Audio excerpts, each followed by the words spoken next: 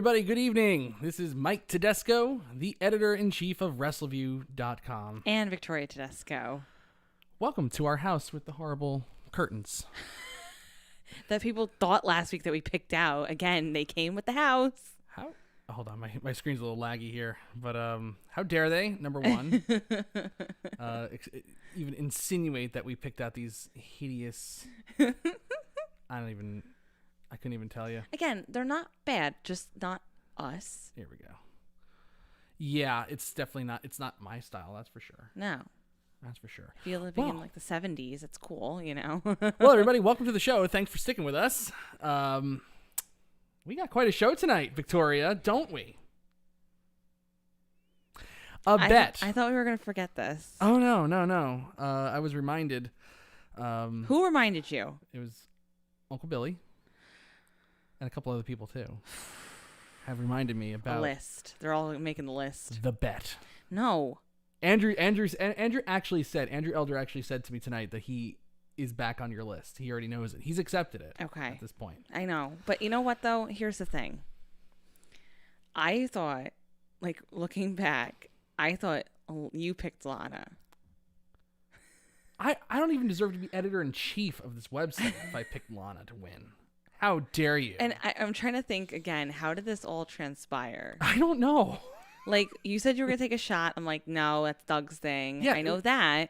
Literally. But why did you say that you were going to take a shot, though? Because I said if Lana wins, I will take a shot. And I started. I know I started this. Okay? You started it. I mean, we heard the replay. We heard the replay. I know. The video's there. But here's the thing, everyone. Okay, number one. You know, I've had a rough week. Do I really have to have this? I've been pied in the face. Like, this is my third. It's gonna be my third time this, like, in the last 2 months because of my students. Actually, it was Andrew Elder. He's even admitting to starting this. He said he asked if I was going to lock that. Oh my god! And I said yes, and that's how this all started. So you can blame Andrew. I had nothing to do with this. I've been good. You're all on the list, all of you. I don't care. Well, ladies everyone's and gentlemen, on the list. Let me explain what's going to happen tonight. And unlike Raw, this main event segment will not be cut off, barring a power outage in town for whatever godforsaken reason. Victoria made a bet last week on Post Raw 101 that if Lana won, she will pie me in the face. And I said, if Lana loses... No, wait. If Lana loses... If Asuka wins, I will pie her in the face. And that was all Victoria's idea. If you go back and watch, I had nothing to do with this. I know, and I know that. I know I dug my own grave, but here's the thing. Yes? Do I really have to do this? I've been pied in the face. It's my third time like this month, in the past 2 months. I know. Yes, you do. Absolutely. Because... You know, just like Doug says on his show, most websites don't hold their feet to the fire. Now, Doug holds his feet to the fire with shots of tequila, like hardcore shots of tequila. I'd rather take a shot of tequila at this point. Rather than get pied in the face? Yeah. Have you tried tequila before? No, I have not. Then you don't know what you're talking about. You do not know what you're talking about. But at least there. it's like one and done, like kind of tastes a little whatever. Oh, no, a little groggy, and then it tastes horrible. It's the worst. It's the worst taste you've ever had in your life. I imagine it's like drinking hand sanitizer because a lot of the hand sanitizers are very, very like they smell a lot like tequila these days, and I don't know why. Oh, no, you need to smell tequila again. Okay, let's say hello to everybody in the chat room before we start the Raw review, and then we'll get to the pieing of Victoria. I don't have to do it though. You don't have to do it, that's for sure. But we're going to say hi to everybody anyway. Number one, we got our news reporter, Jerome Weiland, all the way from Montana. I think everybody's watching tonight for this pie. Yes, I think so too. I think everybody should be watching for the pie. Pie is good. Pie is important. So we got Jerome Weiland from Montana in the chat room tonight. Hello, Jerome. We got Nafis Sadat, our dear friend Nafis. I'm not saying hi to anyone in the chat tonight. You're not saying hi to Nafis? Nafis No. Everyone's on the list. Everyone's on the list, even Nafis. Well, no, maybe not Nafis, but everybody else is on the list. Even Uncle Billy? Uncle Billy's on the list. He's one of the one who started and reminded you. Everyone could have kept their mouth shut. Everyone's on the list. Oh man, we're getting real here. So I'm gonna say hi to everyone just now. King of Hueco Mundo in the chat room tonight. Andrew Elder, the list maker. Bye, Felicia. Oh wow. Quentin Walters in the chat room tonight. Jorge Oliva in the chat room. We got Mr. V is in the chat room. All right. Daniel Shale is in the chat room. Machoon Walls, another edition on Tedesco's Firefly Funhouse. And Billy's begging not to be put on the list. No, Billy, you're on the list. Mr. V wants to know what he did to be put on the list. All of you being here to watch me get pied in the face, you're all getting on the list. If you're here to watch Victoria get pied in the face, you're on the list. You have made the list. That's how it is. If you have a pleasure in me getting Goosey's pied in the chat face. room. Goosey's in the chat room. How are you feeling, Goosey? Goosey, how are you feeling? Like Goosey, like I hope I'm like we're not being forward by. Yeah, let's not. But yeah, we just want to know how you're feeling. We care about you, man. Okay. Anyway, Victoria, tonight was the season premiere of Raw. It sucked. There's really not much good to say. Wait. Can we do this? This is the season premiere of Post Raw, just because. It's the season premiere of Post Raw. Of course it is. Because that's why we're breaking out the pies. Even though it's an episodic like Monday Night Raw and never ending 300, 52 weeks out of the year, and still every week you have a Raw. That's right. Still, there's a season premiere. Why, I don't know. So this is the season premiere of Post Raw, everybody. Daniel Shell wants us to get a new theme, like Raw got a new theme. Like what? What does he want us to do? No, like a new theme song. Oh. So instead of the do we'll think of a theme. How about Daniel will think of a theme. That's his job now. That's right. CJ Bowman in the chat room tonight. He's just peeking in for a moment because he's got to go to work in the morning. So do we, but we're sticking around because we got to give Victoria pie in the face. CJ, help me. He says, hi, bye, happy birthday, Liliana. Oh, thank you. CJ. Thank you. Okay, Mr. V wants to know why you're getting pie in the face. Again, Victoria made a bet last week. Do you want me to explain the bet? Go ahead. I'll explain the bet. Go ahead and explain. Okay. So what happened was we found out last week that there was going to be a title match between Asuka and Lana. So Mike happened to say that, he said Asuka obviously is going to win. He's like, if Lana wins for whatever reason, I'll take a shot. I'll get a shot. But I was like, that you can't do that. That's Doug's thing. And like, he's like, well, no, I mean, I know it's Doug's thing, whatever. He's like, what do you think I should do? And I was like, I don't know, maybe get pied in the face, like, or whatever. And then it started. Ew, why did it get like that? All right, well, you have to, ew, I'm not doing that. Anyways, so then basically what happened was I said, no, like maybe like get pie in the face. And then I was like, if Lana wins, then if Lana wins, you get pie in the face. And I said, if Lana doesn't win, then I get pie in the face, which now I'm putting my words in my mouth here. And I stuck my foot in my whatever because now I have to get pie in the face. I knew Lana wasn't going to win, so I don't know why this is happening. I don't know why I have to do this. You could take a shot if you want now. I'll go get some alcohol from. Unfortunately for you, our alcohol is not unpacked from all of our boxes yet. I'll go unpack them. I'll find them. Yeah. I'll find my toolkit first. I want to know where my damn toolkit is. All right, like you know what? You gotta calm down a little bit here. So V, that's why I'm getting pied in the face tonight. He goes, oh. But here's the thing, though. I know that she wasn't going to win, but on the off chance or whatever. So like, why? I honestly thought I saw a video with her last night. Okay. And I was like, maybe she is going to win. And I was like, that's going to be really... You liar. It's going to be really weird. You liar. Yeah, I'm a liar. You're a liar. You had no idea. I never thought it was going to happen. You never was going to happen. No way. No way. That's why you said you were going to take a shot last week, because you're like, oh, it's not going to happen. And that's why you agreed to this damn pie thing, because you knew she wasn't going to win. You said the pie thing. I had nothing to do with the pie. It just kind of happened. I always do it with my kids. When the kids do well on a test, I get pied in the face. Anyway. And they did well on their test, so I got pied in the face a couple weeks ago. Right. So now I have to do it again. Boo-hoo.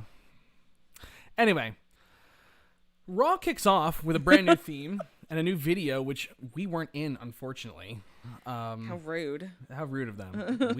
We sell a lot of tickets for them. We are WWE. You know what? Like, that just brought Raw down. I'm going to bring Raw down another couple thousand people from watching now because they were looking to see us. Raw starts off. Alexa Bliss is in the ring. We hear the Fiend's high-pitched screaming, and she goes, "Monday Night Raw, he's here." What was that? I have no idea. Oh, I think that was the baby. Is she up? No, I mean, all right, I'm gonna. Sound like a ghost. That was weird. She says, "Let him in," and the Fiend comes out. And then this is the one good thing. By the way, the Fiend is rolling around in her crib right now. Just like Monroe with the Miz. Yes, that's right. With S. Oh my God, that was so bad. That was stupid. You know that was stupid. But Monroe was really good in it. Yes, she was cute. Good. She was good. So the one thing I'm just gonna preface it right off the bat. The one thing that they did well tonight was the Fiend and Alexa Bliss. That was like my one favorite thing throughout the night. Yes. Oh, absolutely. They're gold together. They really are. So the Fiend and Alexa Bliss are in the ring, and all of a sudden, Retribution, who has theme music now, they're here to destroy the company, but the company is putting music, putting money into making music for them, which makes no freaking sense. It's so stupid. There's a lot that doesn't make sense tonight. So they go to attack the Fiend, and he just disappears. So they're left looking like goofs in horrible masks. Oh my God, Retribution. If you want to know why young talent, or young-ish, I think they're all close to, we're in their 30s already, can't get over in his company, look what they did to Retribution. I'm gonna just say what happened. So they go to attack the Fiend. He's gone. The Hurt Business comes out. The Hurt Business absolutely smokes them, wipes them out, and then we go to commercial. We come back from commercial. It's now an 8-man tag. Retribution versus the Hurt Business. The Hurt Business dominates Retribution the entire time. Lashley puts T-Bar, formerly Dominic Dijakovic, in the Hurt Lock, and Dijakovic taps out. Absolutely no drama in this whatsoever. Mustafa Ali's first time leading the group is a submission loss. What was my reaction? Oh, he started chuckling. I was laughing. He was laughing so much. Off, he was man. chuckling like immediately. It was great. That was the only reason why I enjoyed that part of the evening, because you were chuckling. Like, you're like, this is me. I'll read you what I wrote on Twitter. About this match. I said, number one, I want to give myself a little bit of props here. I did a really, of course it doesn't pop up. I want it to pop up. Where is it? Okay. Here it comes. There it is. I did a really good job. Roy's the one who made like the template for these graphics, but I think I did a really good job with that Hurt Business graphic. Oh yeah, right there. you did. Getting all four just right in there. I was pretty proud of myself there. Anyway, my tweet about this. Oh yeah, and after they lost by submission, by the way. Yes, after they lost by submission, the Fiend came out and absolutely wiped out everybody in Retribution except for Retaliation, which is Mia Yim, because she was just not there. And oh my God, they looked like such losers. They looked like such jobbers, and this was the people that were supposed to be the big scary group coming in, the big anarchists. They can't do diddly dick, and then they're like, "Oh, we never get a chance. We didn't get a chance." It's like, well, you friggin' suck. You've lost both your matches that you've had so far, and it wasn't even close. Like, oh my God. So I just go, so Retribution loses to the Hurt Business by submission after T-Bar taps out to the Hurt Lock, and then they're wiped out by the Fiend. LOFing-L. And I meant it, man. He did. It was true. I wish I got it on camera. He was laughing hysterically. You were chuckling. I couldn't get enough. It was so asinine. Yeah, and then everybody's like, oh, you have to ride the story. You have to wait for the story to play out. No, wait for there's the story nothing to play out. play out. What's gonna play out? What's there to play out? I don't know. Everybody already figured out that Mustafa Ali was the hacker. He admitted it tonight on Raw that he was the hacker. In a storyline that went nowhere, he's like, "Oh yeah, I exposed all of the corruption in the company." It's like, yeah, that was like an angle from friggin' months and months ago. Like, no one cares, man. Like Jesus. Like, see, nobody cares. See, nobody cares. Like, there's nothing at all. Slapjack, mace, T-bar, retaliation, Mustafa Ali. This sucks. Well, and it's like they know it sucks. And it's just like, okay, well, let's they have to commit to it now. It's like, okay, let's just get the Survivor Series. Let's have a 5-on-5, and the one team against Retribution, they'll survive. Everybody will be all 5 will win the match, and Retribution will just be eliminated one by one, and then we're just gonna kill this angle. This felt like the beginnings of the killing of this angle. You know what would be really good? I would have a lot of respect for them if the company did this. If Retribution just never came back and they said, we apologize to the fans. There's nothing to apologize for. It's good. We don't want them back. No, saying we apologize to the fans for having having this. Well, we will never do it again. We're really sorry. Just pretend like it never happened. This is where you want the Men in Black, like, you know, that little device to block the memory out of. Oh my God. Honestly, I they shouldn't even go to Survivor Series. If no, they just shouldn't even make it. They should kind of do it like with Raw Underground, like just stopped happening and that's it. It just goes away. It just goes away. It just goes away. That's fine. That's fine. And then Jordan O'Mogbehin is coming out with that's AJ okay. Styles randomly. It's that's like, okay, well, that's fine. But fine. But if it just stopped, that's okay. Like, we'll take the loss on this one, and we'll WWE will pretend it never happened. Please don't commit to any storylines at this point. Don't have it go to Survivor Series. Don't have it go till midnight tonight, please. Like, it's just have it end. So bad. We'll never see it again. We won't talk about it. It won't be like what was that crazy storyline that should never happen? Vicky, who was it? A long time ago. Triple H. The dead body thing. Oh my God, Katie Vick. K-Vick. Okay. I don't know if Retribution will ever reach Katie Vick level. No, they're not that good. No. What I'm saying is though, Katie Vick had more personality and story behind her than Retribution. Okay, but what I'm saying is we can pretend that Retribution has some sort of story. We can pretend. Okay, but Katie Vick, that whole thing, everyone likes to pretend it didn't happen, right? But people still bring it up. I promise you, WWE, if you don't continue with Retribution and just make it go away, we will never speak of it again. It's so awful. Raw Underground ended. Let's just have Retribution end. Man, oh my God. Well, their storyline's about as alive as Katie Vick is. I'll tell you that. Oh my, this is I cannot believe that somebody sat there and thought this is a great idea. Let's have them. First of all, let's book this angle.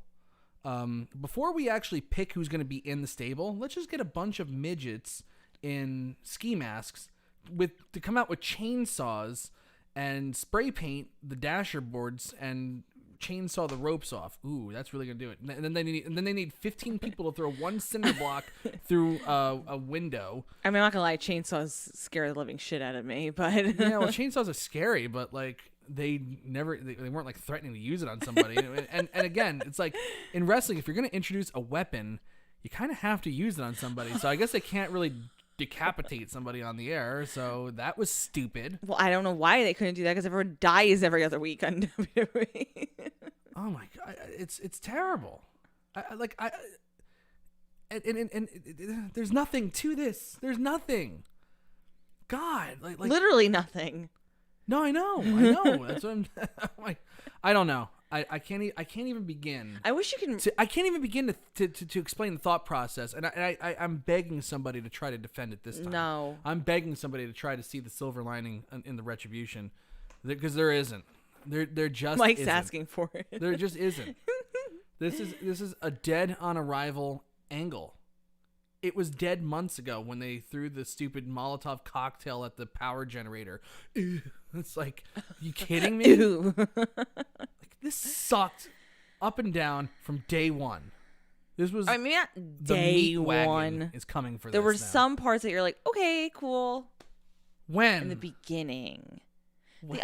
The concept. Okay. I will admit The that concept. one time they attacked the production truck and then they came back and there was like no camera angles for a little bit. I like that partly because I hate all the camera angles that they do on Raw. Like especially like when it's like when you're having like a giant brawl and it's just like the zoom in. It's like you can't even like follow what's going on because there's just too much going on in your face.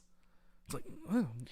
Remember when the Hurt Business was attacking that person backstage or people? I couldn't even tell. I couldn't even tell either. The concept of the whole thing would have been cool if it didn't turn out to be what people expected.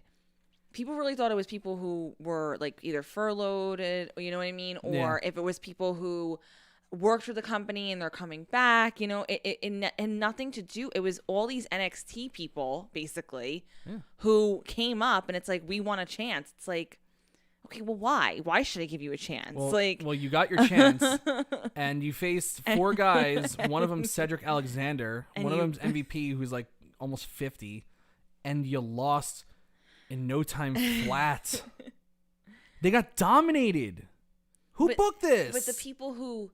When the reveal came up, it really was the beginning to the end, because it was just like nobody cares. Billy in the chat room here might have a point here that they were trying and I said this from the get-go that they were trying to make this like an Antifa kind of like, you know, rioting kind of you know, storyline to kind of play off, you know, some of the things that were going on, you know, during the summer, you know, with protests and there were some riots. That's kind of stupid though.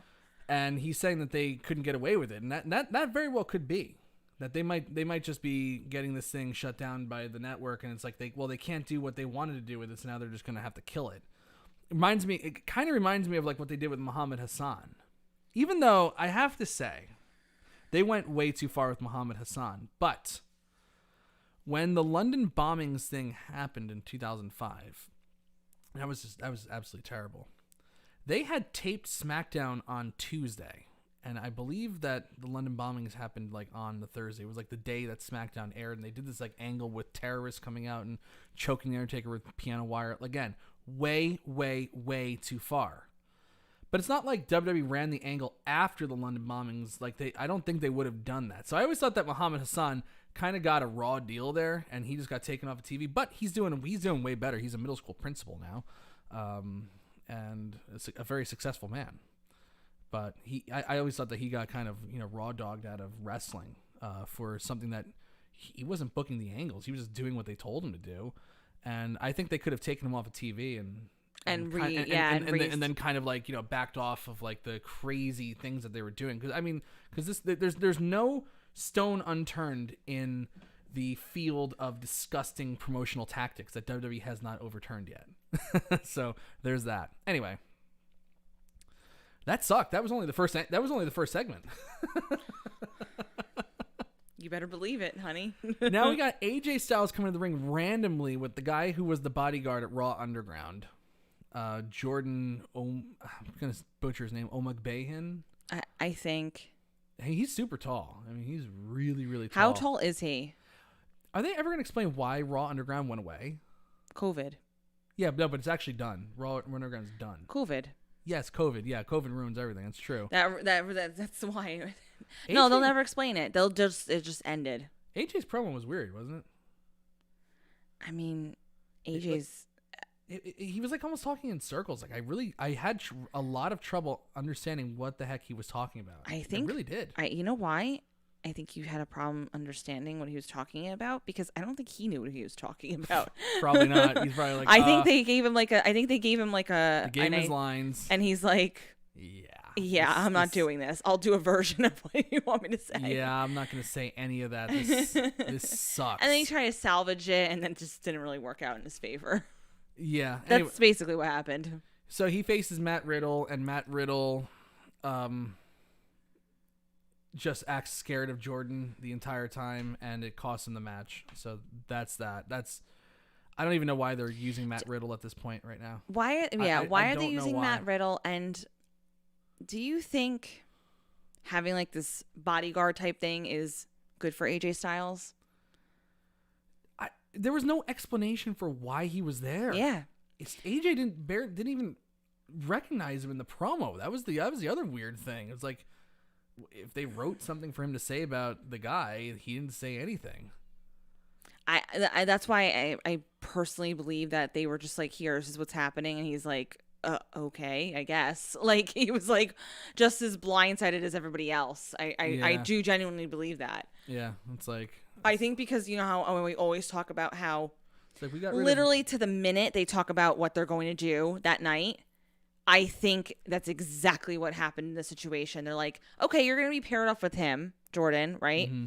You're going to say this, and AJ's probably like, whatever. Yeah. Yeah. We got rid of Doc Gallows and Carl Anderson, and this is what you got from me. But here's the thing.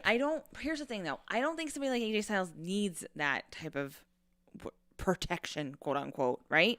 And I think it doesn't make any sense. So why are we doing it? But that's the nature of WWE. You're just going to do stuff just to do stuff. We could be here. That's another whole podcast in itself. I know. Well, he beats Matt Riddle after Riddle just gets scared of the mere presence of Jordan Omugbehin. So there's that. I really don't. I cannot understand what's the upside of using Matt Riddle right now as they're involved in yet another, I mean, they're just allegations, and it's always, innocent until proven guilty. Although in this society, sometimes that is flipped. You're guilty until proven innocent, and then when you're proven innocent, it winds up on page 12, and no one ever finds out. But right now, with an actual lawsuit that was announced at a press conference that was covered by the Chicago Sun-Times, I don't see the upside of using Matt Riddle right now. I just don't. I don't either. And I think, to be fair, right? Not to Matt Riddle. I think, to be fair, in any one of the allegations, right? Whether they're allegations and they wind up being, the individual winds up being innocent, right? Yeah. And we've said this time and time again. You have to take that stuff seriously. Yeah. You can't just placate. You can't just dismiss it and say, oh, it's somebody just being dramatic. And whether a person's character, like let's say this individual is, one who exaggerates, one who lies, one who whatever, you always have to take it seriously. You have to take it seriously because even if, I mean, because a lot of people have spent a lot of time trying to debunk this Candy Cartwright, a lot of what she's been saying, and some of it, is a little sketchy. But there, like sometimes you don't get the full truth from a victim. Yeah.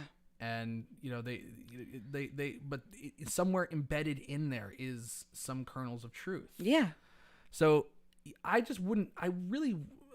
just kind of back off of this for now. Like there's just no upside here. But again, like I was talking about with the Undertaker and the Piano Wire and the Terrorists, there's no stone that hasn't been unturned by WWE in the field. I mean, we talked about bad promotional tactics. We talked about Lars Sullivan. We talked about Lars Sullivan last week. So think about it. That he's an individual who obviously needs a lot of help, has done a lot of things, and he gets forgiven time and time again because of the nature of his being, his look. Yeah. Sometimes it's just, but here's my problem. Get away with this stuff because I mean, they had 3 COVID outbreaks in this company and didn't get covered because no one cares about WWE. Here's my problem though. This is where it's super, super hard to defend them in a lot of these cases, is stuff like that. You have an individual who's being accused of something. Really investigate it and see if there is any truth behind it before you have whatever. And I'll give you a prime example, like Neve Schulman from Catfish. Yes. He had an allegation against him. They cut the production of Catfish, right? Mm-hmm. They weren't even airing episodes of Catfish during that time on MTV. Out of respect for the individual who wound up, who was making the claim about him, he was proven innocent. They did a whole investigation. Everything wound up being that he's fine. He didn't do anything, right? Mm-hmm. But that's when I will say this, MTV did the right thing, stopping production of Catfish and not showing any episodes until it was resolved. Now that his name is cleared, the lawsuit is no longer in place. He was proven innocent. Now they resumed filming, obviously. Yeah. Episodes are on, like, and he's now not even on Dancing with the Stars. Exactly. If Matt Riddle comes through this 100% cleared, I like give him the title. I don't care. But until then, it's like there's just no upside here. It's not a good look for them. But again, they don't really care. No. They don't really care about how anything looks. So because they just get away with it because no one pays attention to this company. Next segment. Can we skip it? You want to cover this segment? Can we skip it? Why don't you cover it, Victoria? I don't want to cover it. Lana versus Asuka for the Raw Women's Championship. Victoria, why don't you tell us the result there? And Lana did not win. How many lines did the description of this match go? 3. 3 lines. 3 lines worth of action here. In my recap. Okay. But I didn't think she was going to win. Like, I knew Asuka was going to win. But you said it. I said, on the off. Okay, so I actually I strictly said the opposite of what you said. I actually put a poll out before. What? What kind of poll? No, nothing to do with your pie. Oh, okay. But I put out a poll asking if Lana would win the women's title. Okay. And I said yes, no, and I was actually going to add a third one that just said Nia Jax will put her through a table. Oh, okay. That's actually and I held off. I was like, well, I don't know if Jax is going to come out this week, but she sure did. Oh, she did. She did, and once again, after Lana lost by submission in very, very short order, for the 5th time, she got put through the table with a Samoan drop. I love how this is a thing now. I love it. I just like that it's a thing. I mean, like it. Everybody thinks that she's getting punished and all No, this it's stuff. not a punishment. Now it's WWE trolling the fans. It really is. That is exactly what it is. People are liking it. People are enjoying it. People are talking about it. And guess what? They have no, and I'm sure Lana's even like, let's do it again. When I guarantee it. She's very friendly with Nia Jax. So there you go. Nia Jax and Shayna Baszler wind up in some stupid, pointless fatal 4-way against Mandy Rose and Dana Brooke. Lacey Evans and Peyton Royce, that's a new team. And the Riot Squad, who are on SmackDown now, but they're taking advantage of this one night only. I don't know. Who cares? Like the Did I not say that they were going to do this? Oh, There's no point in doing a draft or any type of division of brands. They did it week 1 because they do it all the time. They have these wild cards and people could come over for an opportunity. It's like, why are we doing this? Why are we playing this game? Oh man, Trevor Mishke in the chat room. All right. Goosey says, Victoria, take the pie in the face or you have to name your next kid after me. You have 2 options. Well, I call Liliana Goosey, so she does call her Goosey. She does. Jackson Baszler win this pointless ass tag team match that was just the definition of an absolute nothing match here. Don't worry, the pie's coming as soon as we finish this Raw recap. So we're gonna start blowing. Oh, everyone thought. Okay, this is awful. Everyone thought that it was gonna come at that segment. Should we segment. do it now? I guess. I think let's keep the suspense going and start pushing this out. We want people to watch this, so push it out a little bit here, people. Shane Bradley, I want to see some pie in the face. Who are you people? Get more people. I want to see people liking this video. I want to see more viewers. Let's go here. We got some time. We're gonna hold off a little bit here, but not too much longer. There's really not much else to talk about on the show. This Fatal 4-Way sucked, and it went through a commercial break. And when you think that they ran out of time at the end of Raw, because it's so stupid, and someone's trying to defend it on Twitter saying that they didn't run out of time. They definitely ran out of time, and the announcers were just told we're running out of time, so just put a bow on this. I mean, it's McIntyre and Orton in the Hell in a Cell, and we go. It's like, oh, we're gonna leave you wanting more. Well, obviously, in real life, if you were booking this like it was real life, there would be some kind of interaction. Yeah, between exactly. them. It's so stupid. It's so stupid. But this went through a commercial break, and we run out of time there. Give me a break. I know. Orton was cutting a promo in the middle of the ring. He wasn't even close to even getting to the point of what he was talking about yet. And they send Drew McIntyre out at 10:58 p.m. Eastern time. Give me a break. I can't. Okay, so that was the main event segment. It's like Randy Orton. They bring out the ugly red Hell in a Cell. Orton's sitting in it. He locks himself inside. starts cutting a promo about the 7 matches that he's had, the 7 Hell in a Cell matches that he's had, including getting respect from The Undertaker, won the WWE title twice, all the people he's defeated, Daniel Bryan, Jeff Hardy, John Cena. He's beaten a lot of people, apparently. And then Drew McIntyre just comes out right in the middle of it. Right in the middle of it. Like, he didn't even get close to the point yet. We have 2 minutes left. He produces some bolt cutters, enters Hell in a Cell, and the show goes off the air. No. Sorry, no. That's they ran out of time there. They ran out of time. And that was like the bow on the poop pie that was the show. Although, this next segment, we're going to talk about Elias. His concert was... I got to tell you, the guy is really good. He has another album coming out on next Monday. Which you will down. I remember our one trip 2 years ago when we were going on, we were doing our road trip to Virginia and we were going to Washington and everything. I remember listening to the album during the road trip. We listened to the last one, which was what was that one song called, Town, where that one song where he talked about every single town that he's been to and he hates every one of them. He had something bad to say about every single one. I forget now, but that was like it was like the ballad of every town I've been to or something like that. It was so funny, but there was like the music was actually pretty good. He's very talented. He's talented with just picking out like 4 chords. I'm looking something up. He's talented at just like picking out 4 chords and like doing something with it. I thought it was hilarious. But he actually, so he did like a little medley of what he's doing. One song is "Amen, I'm Going In," which I thought was a little lame. But "Lead Me Home" was a little better. If I had to give my musical critique there. Then after that, Jeff Hardy interrupts. He plays a little guitar riff and then he swings the guitar at Elias. Miz and Morrison backstage. Tucker, what was it? It was the ballad of every town I've ever been to. There you go. Miz and Morrison. Tucker challenges them to a match later on. Whatever. I'm so over the Otis Tucker, the Miz and John Morrison bullshit. I'm over it. The New Day are in the ring. Kofi talks about being Raw Tag Team Champions for the first time in 4 years, even though they literally were just handed the titles. Whatever. Kofi actually has a really good match against Sheamus, and at this point, this was really good. I love Sheamus. I love Kofi Kingston. I love the New Day.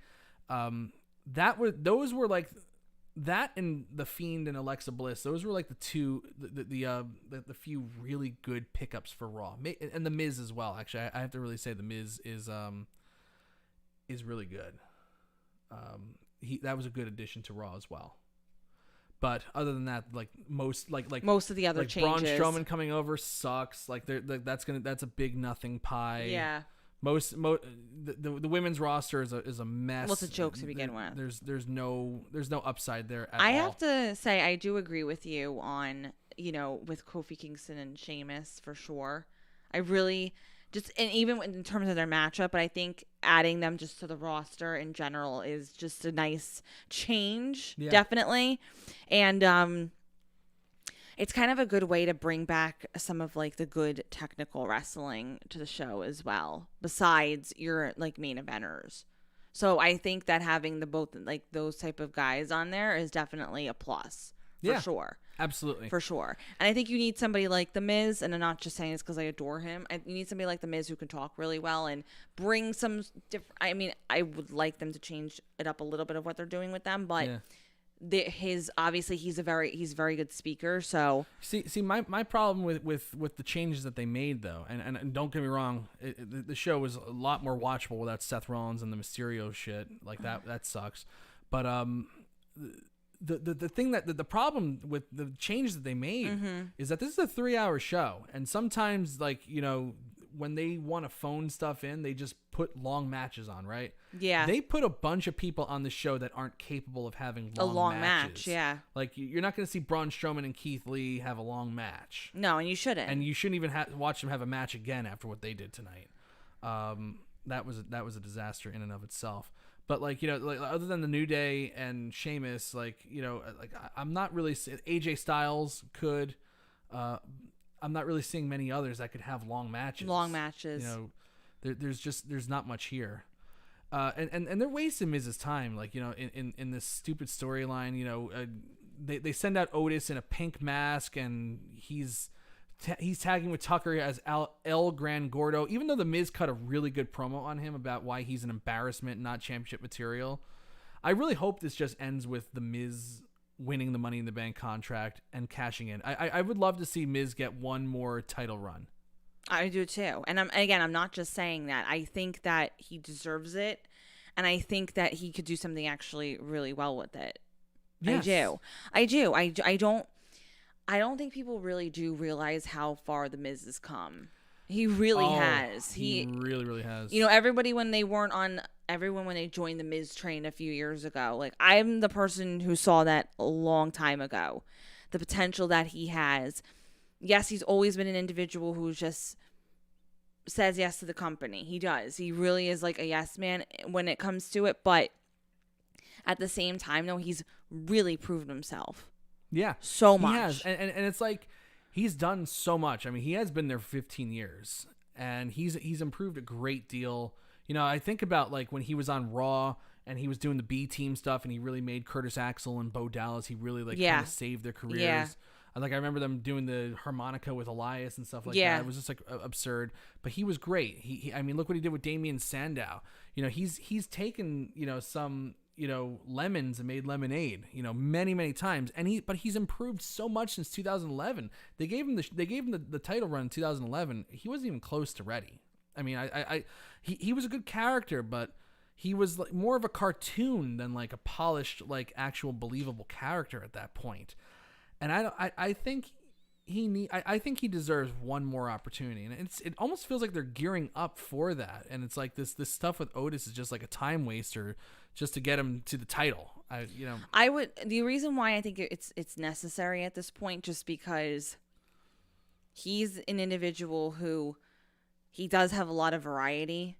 He can, most of the time, he's a cowardly heel, right? And it works. And he does that well. He does that super, super well.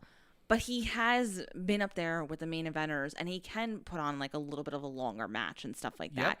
And he can have, like, a serious feud. He can have a good match. He can have a good match. He can have a serious feud. But he has the comedic feel to him as well. So that versatility, he's more than than deserving at this point. And he should get, like, a serious, you know, at least for, like, a short period of time. I agree. And I'm not saying that because I'm going to pie you in the face in a few minutes. Braun Strowman versus Keith Lee. I wasn't a fan of this when they did this angle. Was it last week? It feels like it was 2 weeks ago. I think it was 2 weeks ago. Maybe. I don't know. Yeah, I think it was 2 weeks ago, and I didn't care about it then. And then they had this match tonight that saw Strowman inadvertently low blow Lee or something like that, or he low blowed him, but the referee didn't see it, even though Keith Lee was visibly holding his crotch and crying. The referee just couldn't call it. I didn't see it. So Braun Strowman beats Keith Lee with a big boot, and this was just the shits. You know why I don't? This was the shits. You know why I don't think this is a good thing to have the two of them match up together? You know, Braun Strowman's been with the company for a while now, right? Right. That's fine.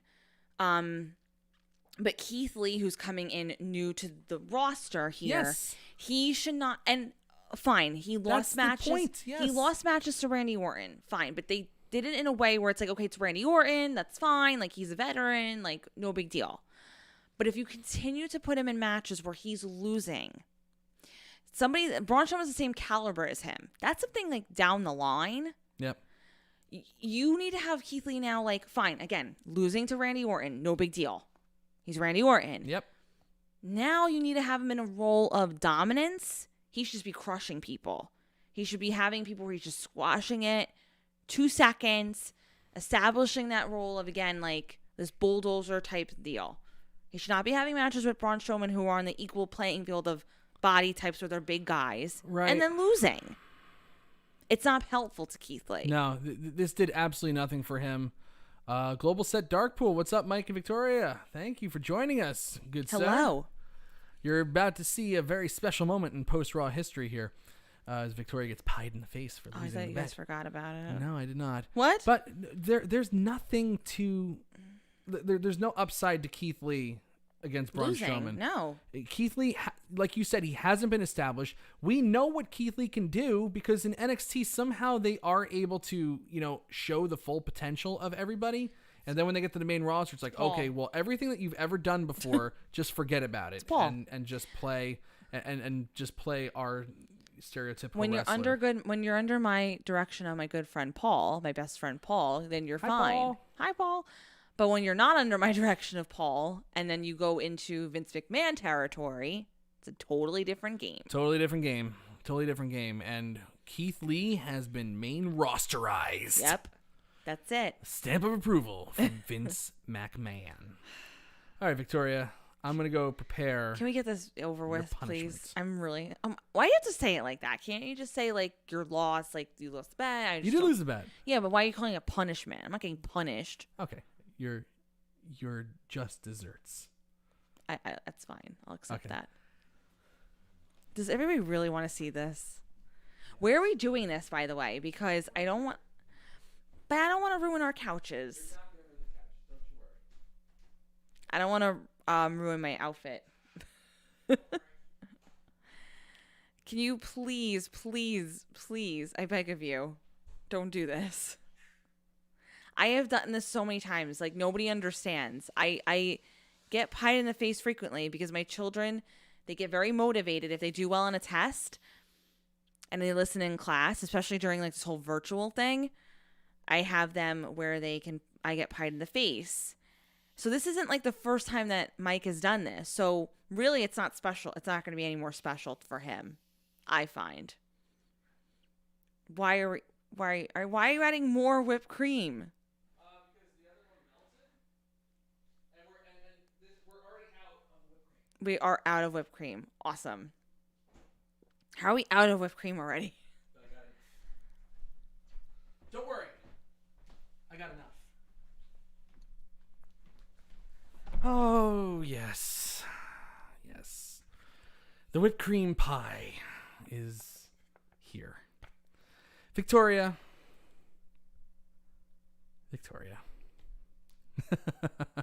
Nafis says, what if Victoria takes a mulligan but can redeem the pie in the future? That's a good idea. All right. Global Set Darkpool. I wish I knew his actual name because that's a mouthful to say. Says he wishes that we did a Facebook Live show. We should simulcast this on Facebook Live. I have to figure out a way to do that. King of Huecamunda says you better take your glasses off.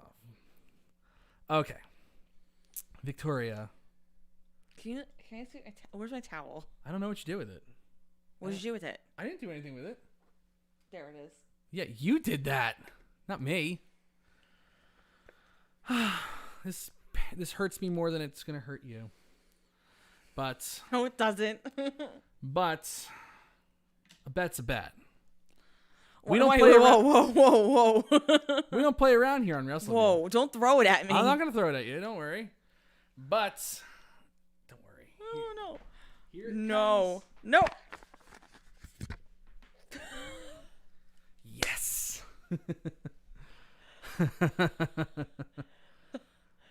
I wasn't even ready. Why is it still in my face? I don't know. Okay. That's what happens when you lose a bet on Post Raw. Wrestleview Weekly, Doug can have all his tequila shots. Here, you pay for it in dessert I wasn't ready. I was not ready for this. This is absurd. Does anybody even care this happened to me? There's people clapping. What? Trevor Mishke says you took it like a champ. You took it like an absolute champ. A candid camera moment, and it's done. Brian goes, man, I'm sorry. Man, I'm late, so who thought Lana was beating Asuka?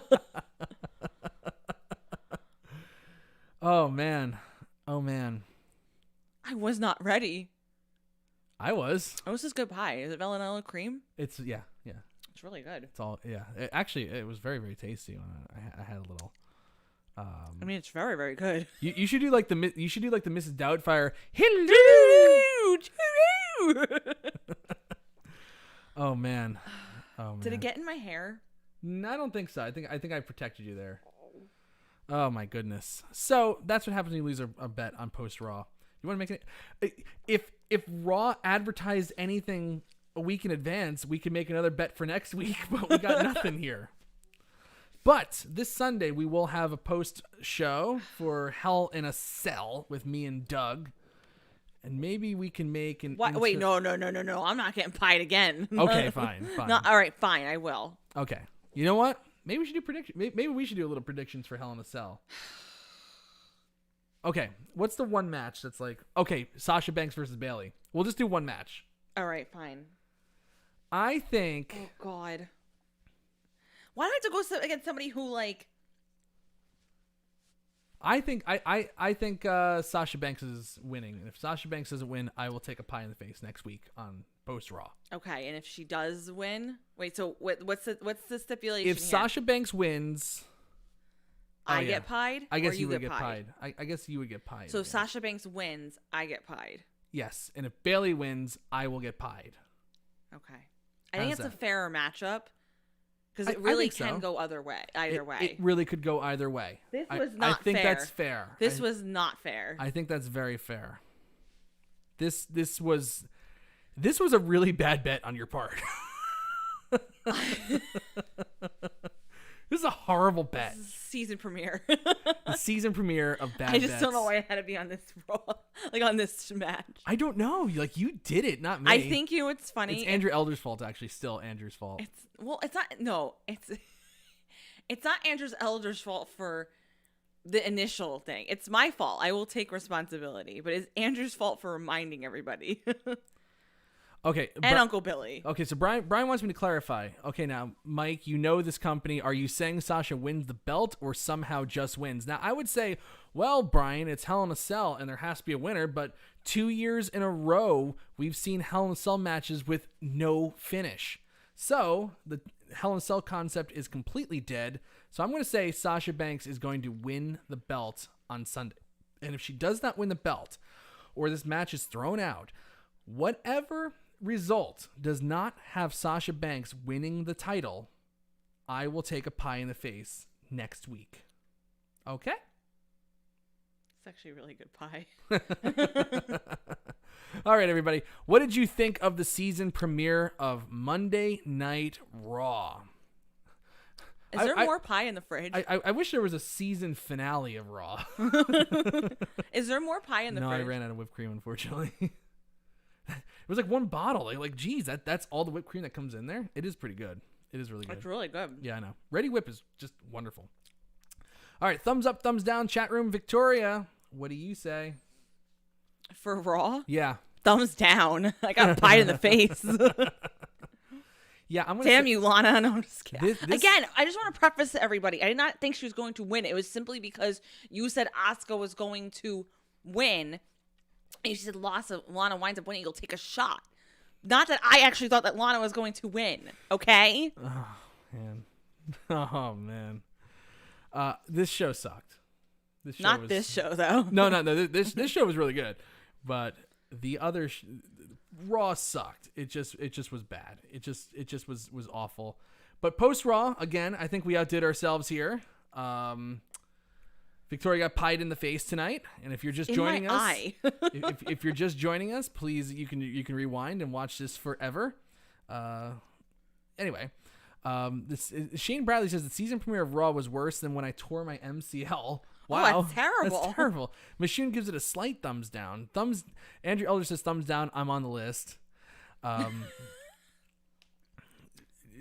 Mr. V says no. Just say no to almond milk Ready Whip. It's gross. I don't like almonds, so that I'm absolutely V. Brian gives it 2 pies down. Raw, a thumbs down from Jorge Oliva, but the pie in the face, 4 thumbs up. It's in my eye. Daniel Shell says, okay, it's getting weird now. Daniel Shell says, actual Raw sucked out loud, post-Raw laughing out loud. Nafis thumbs still don't exist. Andrew Elder is giving it a thumbs down. Let's see. Nafis says Post Raw is always good. You wonder why I keep coming back to the show regardless of not caring about the product. There you go. Thank you, there Nafis. you go. Thank you, Nafis. Yeah, Nafis was never on the list. Nafis All of you, everybody else, you're on the Daniel list. Shell sends his thoughts and prayers to Victoria. Thank you. Trevor Mishke says thumbs up for Elias, Bray, and Alexa. The rest was terrible. Yeah, I okay, agree with that. okay. I think that's Okay, I think it's a fair assessment. I think that's the fair assessment right very, there. very fair assessment. But overall, like those were great. I love what they're doing with Bray Wyatt and Alexa Bliss, and I think there's a lot of potential there. And I really, really like. I liked Kofi Kingston versus Sheamus as well. Yeah, that was good. And the Elias concert was actually well done. And Lana going through a table is always fun. Yeah, and Lana going through a table is always fun. But overall, for the most part, like those few segments weren't enough to save this. I mean, Retribution is a disaster. I mean, that's a dumpster fire, or as Xavier Woods calls it, a garbage fire. So there's that. Anyway, You know what we should upgrade it to after the whole pie thing next week? what? Spaghetti and meatballs. Oh, come on. Now you're really going to ruin the couch. Well, now we can move like we do the table. Okay, fine. All right. We'll talk about that one. We'll talk about that one. Brian says post-Raw show is better than the actual Raw show. Mr. B says, I'd rather clean a grease trap than watch Raw again. That's pretty good. That's pretty intense. Pretty brutal. Everybody, if you don't subscribe, yeah, you have to subscribe. Come on. You have to subscribe. and tell all your friends that We're so close. pie in the face. We're so close to our 1,000. Just get us there. Somebody help get us there. Come on now. Somebody get us there, dear For goodness. the love of God. Let's see. Post Raw is always a thumbs up, even when I'm on the list. That's Daniel Shell. Thank you, Daniel. Shane Bradley wants to know if we need to set up a GoFundMe for Victoria's trauma with the pie. If anybody wants to set up a GoFundMe so we can buy new curtains, that would be wonderful. Because these curtains are embarrassing, and like we spent all our money on our down payment. I know. I just love how people actually thought I picked these curtains out. I'm like, how dare you? You have way better taste than But that. I'm telling you, this house is going to be beautiful in the next 2 weeks. Oh my We're God. just going to get a dining room table. Mr. V just basically got on his hands and knees and begged to be put on the list. He says Victoria gets pied in the face when we reach 1,000. Oh my God. I think that's a good one. I think Fine. all How many right. pies do you want to see? If we get to 1,000 views, Victoria will get. I mean, not 1,000. 1,000 subscribers. Victoria will get pie in the face again. And I'll have a chocolate pie this time. Oh, chocolate pie. There we go. Okay. We'll do a chocolate pie. I'm down for that, but I hate to waste a good chocolate pie, but there you go. I'll eat it. I'm eating the rest of this. Nafis says buy green curtains works as a chroma key and new curtains. Oh, yeah, true. King of Huecamundo actually likes our curtains. All right, there you go. All right. Well, you want them? We'll sell them to you. We'll sell them to you. You want to trade curtains? It's no problem. Actually, we'll just give them to you. Not to buy Daniel them. Shell wants Liliana to throw a pie at you if we get to 1,000 subscriptions. She'll do that gladly. She'll do that. We'll just have to tape it ahead of time, though. Yeah. Because, obviously hopefully she wouldn't be up at this hour. But and Andrew Elder says that we should do the Crimbus show's donations towards new curtains this year. Man, Crimbus is coming up, man. I cannot believe like how fast like everything is starting to fly by now. So there you go. We have to actually start like thinking about Crimbus. So there we go. All right, everybody. On that note, there's nothing advertised for Raw next week, but we do have a bet in the works. I'm saying Sasha Banks wins the belt at Hell in a Cell, and Victoria is saying Bayley is retaining and again, the I'm just doing the opposite of Mike. There's no really rhyme or reason to. This is correct.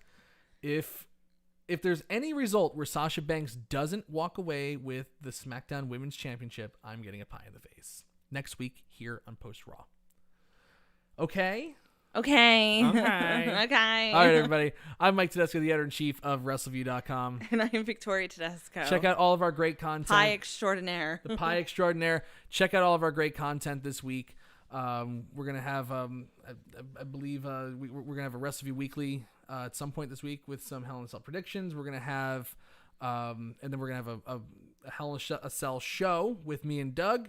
Post Raw next week, of course, 103 as we march toward 200. Hope you like the season premiere of Post Raw tonight. Hope you like the season premiere of Post Raw. I'm Mike Tedesco. That's Victoria. I'm Victoria. Take care, everybody. Bye.